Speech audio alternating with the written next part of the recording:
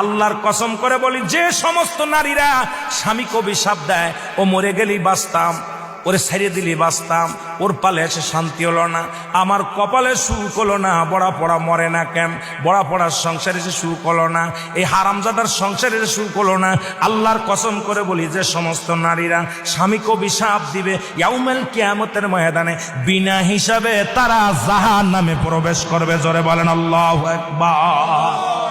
আমার মারা যারা মাইকের আওয়াজ শোনেন, শুনে নেন, যত আপনার নামাজ, আপনার রোজা, আপনার হজ সবকিছু বরবাদ হয়ে যাবে যারা স্বামীকে লানত করবেন, স্বামীকে যারা অভিশাপ করবেন, স্বামীর বিরুদ্ধে অভিযোগ করবেন, স্বামীর প্রশংসা করবেন। আল্লাহর দরবারে আপনি নেকি পাবেন, আল্লাহর দরবারে নফল বন্দেগী পাবেন। সারা রাত পরে আপনি ইবাদত করেছেন, আর একবার বলেন, আপনার মার কাছে বলেন,